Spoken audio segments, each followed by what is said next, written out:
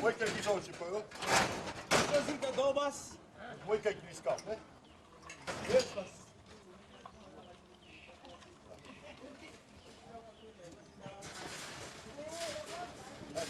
Tien, mooi.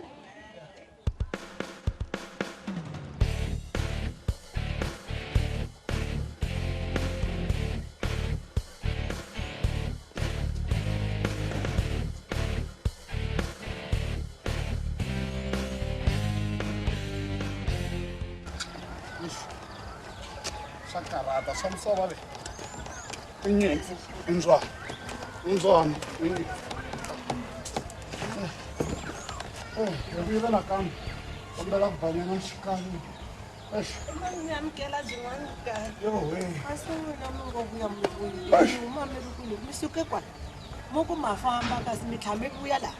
Mi jika kwini la mi jika kona. Mane uma le kaya ni suke ni ya le ka mlungu lava ku Cape Donor. Yo ya xava beleng. Beleng ka kholo vuya na lo fika le kaya se ya ncici inzwana. Hey, Chipper, the other man gaan komen, nee? Yes. You must come look here. He wants to buy 2 sheep. Yes. You must show him 2 nice sheep. You must pay 600 rand each, nee? Yes. When I come next week, we'll get the money by you. Have you still enough food and water? And we get a chance, you must wash the bakkie for him. Hey, come dat gaan swang Bakkie is not very Mlung. clean. Stop en damet. Come. Hey, wat is die probleem? Hey, ek zoek niet je hond niet. Ja, hond. Hoe. Wat? Ja, hond. Kom en zie je. Kijk daar, please. Dit is een hond. Hoe. Nee. Kom on, hier. Hey, wat is dit? Die skap, man. Hey, Wena. Hamma, Oh, man. hij is armloen. Wat? Jesse. Zat je Hey, Wena. te Wena, dat is niet. Hey, go. Hey, die man is mal. It's not that man. Is mal, die man. Hij ziet die hond, hij ziet die skap. Wat is hij? Oh, well. Something's wrong. Yo. Ja. Yo, Chipper. Wat gaat met die man aan? What is the problem with that man? I don't know. Yeah, the dog, he looks like a sheep. Maybe. Hey, no. When, man? Maybe it's kinda. He's Hey, mad. maybe he was drinking too much last night. Yes.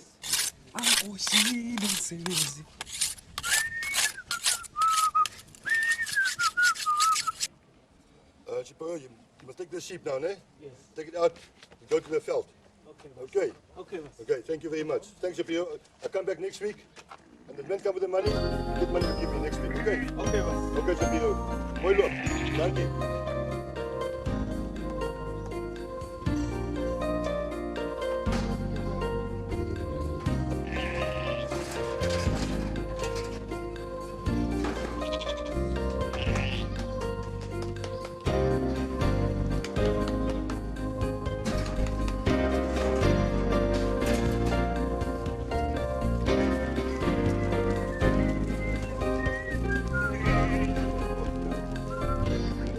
Oppas, né? Alright. Dankie.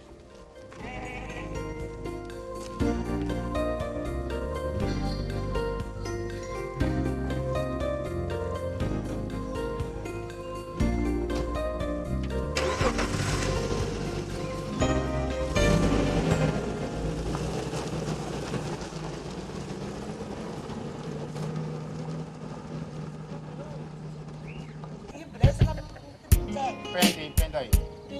Kasi Colgate di kansa hii. Colgate di kansa hii. Colgate di kansa hii.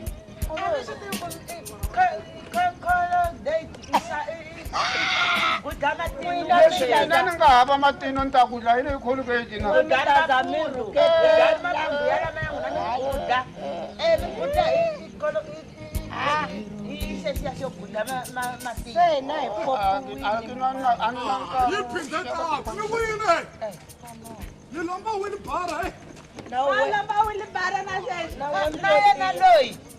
Anga hesabisula mali ta hunda wa tsumisana na nyimpfu ya braai na famba hi nge swi koti loko hi hanya na n'wana xava timali ta hina ho chucha la swivatile swi lava kusuka swi nga ha ri na nchumu swi zuzekile hi n'wi lekile wa famba ene na mina ni la ku xava se a nga kona mhani luyani fambile a ni la ku xava na mena Hoxa mali xikhwameni. Xava byala va fambile va ri va vitanile. Vuyini mangani nkama. N'wina boti mi famba mi yiva swifuwo swa vanhu n'wina.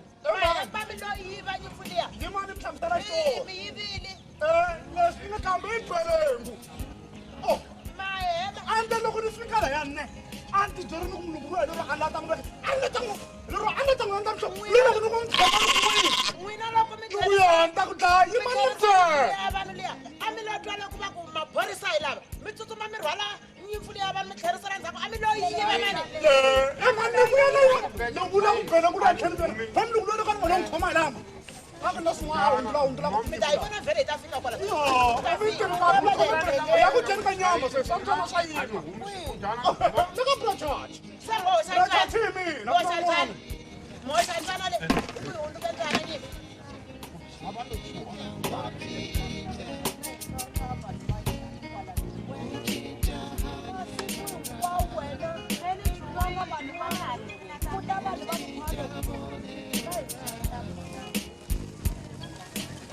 hina hi tikumula kwale mani loko ku hi lava byala hi ta kwala a hi ni kun'wana kun'wana iya hoyi me ni ku byela moni mi byela swin'wana ani lotisaka ngopfu matuwa i tolovele ku masiku a khoma namuntlha kha swi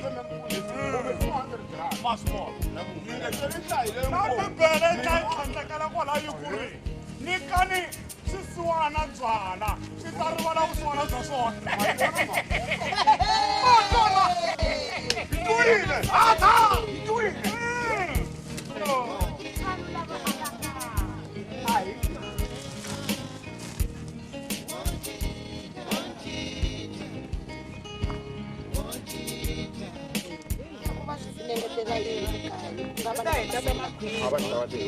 Vanhu va masiku lama va ku na nongani la a ku na titayeta ta makhwiri mugangeni byoxe.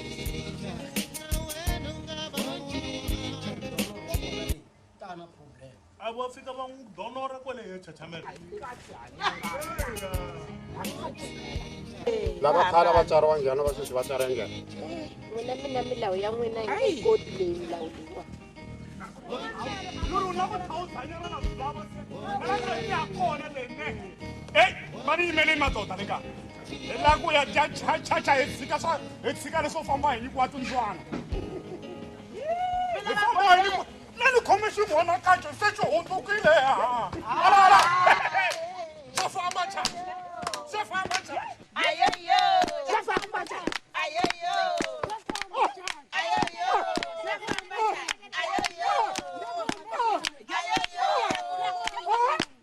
xa famba cha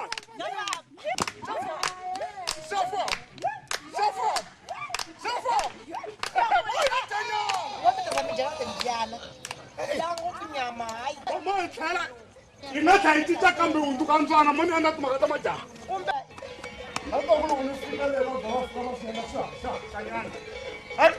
mara loko mi fika va nge hi dlayini ri kona na sukanyana loko yo kalakala laha mi nga famba ku vava ngopfu a nga heti xihlangi vanhu vakulukumbe vanhu vakulukumba a ngo hindza hi le byaleni lowu ni ku chachamela kahle mi swi swa ka mina mara a wu hi byela hi nga tshembi no tlhela ni muka ni ya hlamba ni ya cinca swimbalo mi swi vo se ni cincini ni mbale na tintangu tin'wana ku komba ku sani veni ku hi ta dya nyama se wa hlolela misano se hi swi endlisa ku yini madoda mara ma swi vona ku Chachamela u endla swihlanginyana mani hi ta tshama la mutini wa yena hi tshamela yena hi lava nyama hi nwa vukanyiza hi heta a hi yimele munhu la mutini wa yena laha naswona hi vanhu vakulukumba wa hi wisa vanhu vakulukumba hi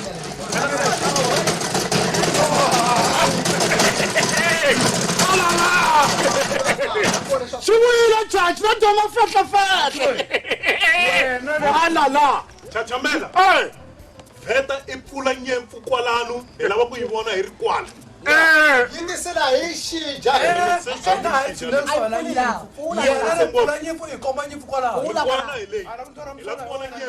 kwala hi pfumelele ngopfu swi vuyile chachi na dyama fehlefehle alala umhlokule ku phofometiwa ku la ku dyiwa nyoni a mi ntshembi n'wina ni hi lero mi ta ku mina jiputa tsala mi ta vona hi na dyama fehlefehle